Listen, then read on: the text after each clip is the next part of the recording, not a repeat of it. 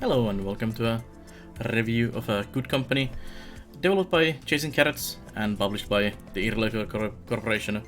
And it is a game of a corporate machinery simulator. So it's basically a logistics and kind of company management game. People were saying it's kind of like if 2 Point Hospital and Factorio had a baby. Then comes out this kind of cutesy build your own industry in a garage kind of game with conveyor belts and employees and everything. And it features a campaign, which I'm not fully done yet, with different missions and branching like challenges as you complete through them. And it's similar to like 2 Point Hospital, you have different challenges. Like this one has a earn 5,000 money with the pocket computers, and then completing this unlocks you the next one. And I kind of failed these on this map earlier. So you can also get like extra trophies from completing all of these two extra challenges. So works exactly same as 2 Point Hospital if you have played that. And they're currently in the early access launch is 15 missions on the campaign, and some of them are just challenges on the side there, and some of them unlock new ones. And there's also a free-to-play mode. So free-play mode, sorry. Which basically gives you all the technology that you have in the game immediately, and then you can build with them in a free play mode. And we'll take a look at that. There is also a roadmap live right here. So if you're wondering where the developers are going, you can also just click here, look at online, and there's a short-term, mid-term, and long-term things that are working on and what's current ongoing development. So that's on the goodcompanygame.com, the developer's website, and then there's a roadmap over there if you want to take a look at where people are, where they're going with things. Like there seems to be employee abilities, which I was wondering if there would be in the game actually. And the answer is yes, but it's coming like a mid-term goal. So that obviously it is in early access, so it's not fully done yet. But yeah, let's just jump into free play and see what you got new one in there. Listen to this funky music. It's a little bit of a lag when you start firstly the map. It's probably just loading the map very quickly. There's no loading screen or anything basically. So WSD, just you can wandering around with your yourself basically. Here's me with my flowing hairs, sunglasses, and my lab coat. This is my bot here. So you have a companion. It's just a visual thing. It just kind of rolls around with you. There's a couple different versions you can do, and you do create your character. So you can, as you can see, you can buy more of space, and we'll start with this space here. So this is our new happy corporation company here. And we're gonna pause because time is running. We have money, we have income, weekly profit basically, and then down here we have things like milestones in the free play mode. So there's a plant agave, additional market, and so on. So even in the free play mode, there is things that unlock for you. Fish tank that you can use. And of course, in a scenarios in the campaign, you would have also different goals. And how you do things, you have an incoming zone and outgoing zone. So you need to bring in basic materials, and then you sell your product. And we could set up like a super quick small chain. So here you have your building, you have logistics, and you have your employees in this menu here. You also have an info bar for finding info about the game, and you can also fiddle with the music player and you can change the songs, which are actually kind of nice. And you also have market overview. So if you're selling calculators, you can see how they're doing and so on. And maybe you want to improve on something. There's a manual for info. There is research, so there is actually quite a lot of 14 tiers of technology that you can put in your machines as you build them. There's coolers and CPUs and radio links and so on. You're building basically computers in most of the case.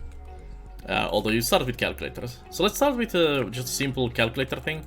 So we're gonna firstly design a calculator for us. So we're gonna make a design desk in the corner there. Cool. We don't have any expenses, so you don't pay rent or anything. So early on, you can just take your time and figure out what you want to do. Some of the missions and the scenarios do kind of have time limit and force you to go quick, which I'm not super fan myself, but I mean, it's a challenge. So you can create your own blueprints. So we have currently available to do the research. We have a calculator. And we're gonna make a calculator with a simple case, and we're gonna create that product. And then you get this like a Tetris thingy. So currently we only have displays and low power supplies, but you get the fans, the CPUs, memory storage, and so on that you're gonna plop in here. And then these are different sizes, and you need different materials and so on to produce them. They also have these expected features, so what you would expect in a PC or a calculator, and then also drawbacks, like is it super heavy, is the overheating, and so on. But firstly, this is the easy one, so we will just put a LED array in there, and then a single part array. You can also rotate these the way you want, and then you're gonna just dump them in there if you don't feel like keeping them. So here we see minimum feature value, which is a combination of these that is required, maximum price we can get from it, and then also market appeal. So it's not very appealing. It's a simple pocket calculator, but we could stick some extra batteries in there to make it better appealing. So let's do 2 batteries. Maybe our calculator is the best one on the market and the most longest lasting. You can also see that the assembly time here, the more parts you plop in it, the longer it takes, naturally, and then also what materials are in total required for it. And you need a unique name. We'll call this the review calculator. There we go. And we'll finish the design. So this is fine, and we'll go. And that's our calculator. You can also actually kind of change the look of this, but it doesn't really matter. So that's our first thing first there. So we need to assemble that, and we're gonna put that just next to the outgoing there, and take a look at this assembly here. So in the assembly here, you can select your calculator, and you can see that we require the materials we chose for it. So a simple case, 2 batteries, and a LED array. So we need to actually make those. So we'll just leave that in there, and then we're gonna have to get those parts. So we're gonna add a couple tables here. We needed 4 different things, so I'm just gonna add 4 tables for an easy access like that. And I'm also gonna add a shelf. So you can use shelves for storing materials. So for example, we're gonna make the parts here, and then we're gonna move all of them here, so it's right next to this. We should actually probably move this on this side. So easier pathing. So we're gonna make the simple case there. We're gonna make the LED array. Well, we're gonna have to walk there to make the LED array. Actually, simple case. And then those 2 batteries are being made here. All right. So then we need to do some logistics. Not that yet. We'll go for the logistics. So we need to get the batteries and all of these into here, and we'll need to also get the raw materials into here. So let's firstly just do this and have them. Actually, let's not do that way. Let's actually add another small shelf on this side, like that. And then we're gonna redo this. Goes in here, and this goes into here, and this case goes into here, and that's so close. We're actually gonna drop it there. And then this shelf goes in the other shelf. So now we have like a full logistics chain almost, but we need to actually order the raw materials. So we're just gonna have one stack of materials what we need coming in, and then we're gonna just from here distribute them like this, like so. So the person working on this station will just go and pick up the stuff and then make their thing and then drop the item on this shelf, and same on this one. But I did make this shelf to go to this shelf, which means we need a actually logistics thing. So we can make, for example, this thing. This is a logistics point. So I'm just gonna add it there.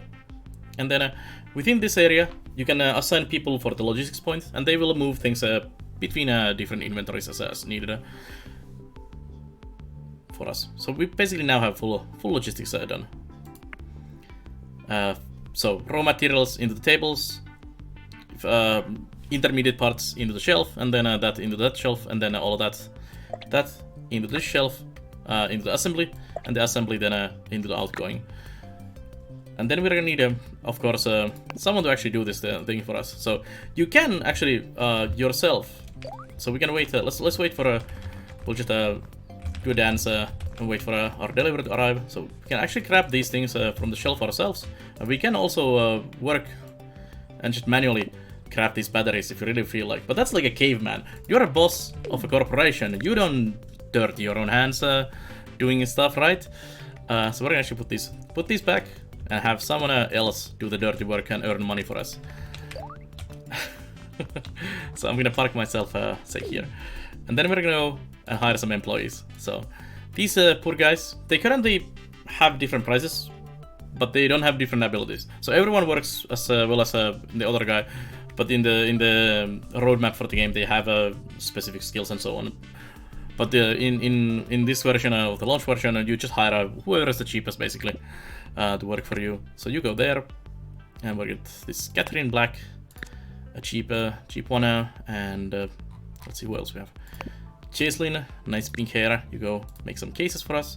It doesn't really matter. Just hire this guy in there, and then you with your floaty head into here, and then let's get these two guys to work on the logistics. Probably not needed this much, but it's at least very well-oiled machine now. So we just unpause the game, and then we'll have people working. Not sure why these guys are not joining the work.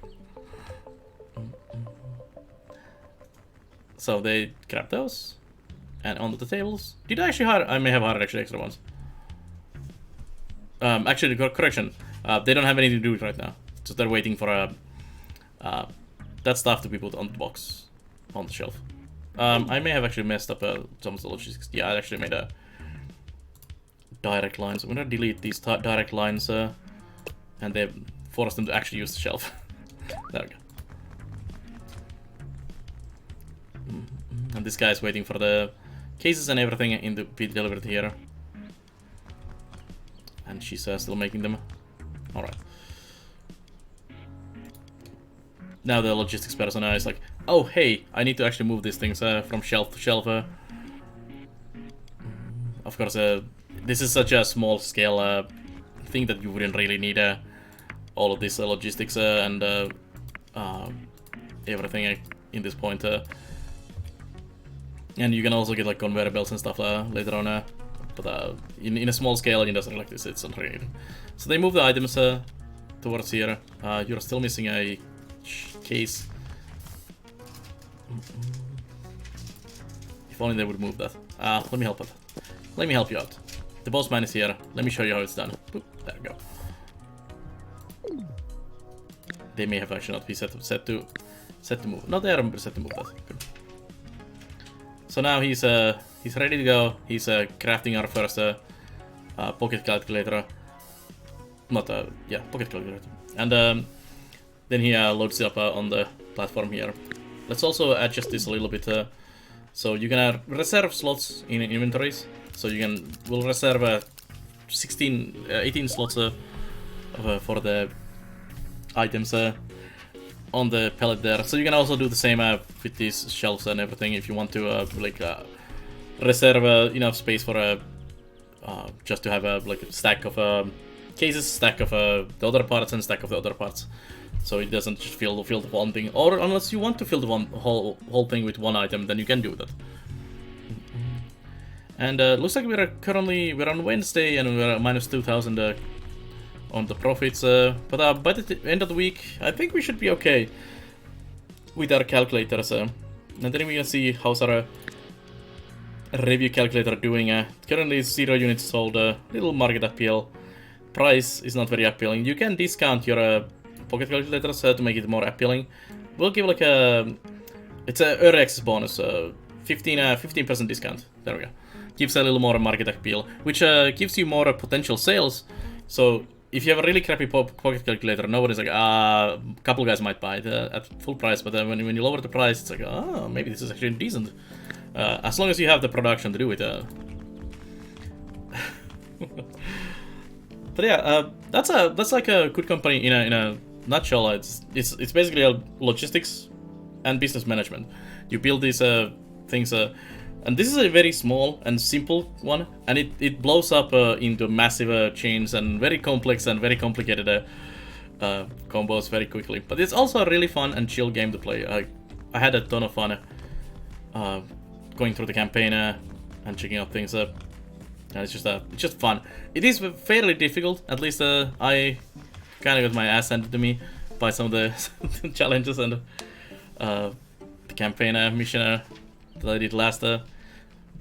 So we sold 4 calculators for 2,040. Nice.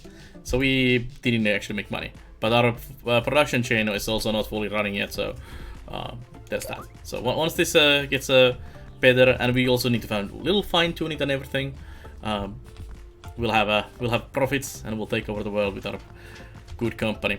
But yeah, that's my review, quick review and a showcase of a good company, developed by Chasing Carrots and published by the Irregular Corporation, and it's pretty neat. I do recommend checking it out.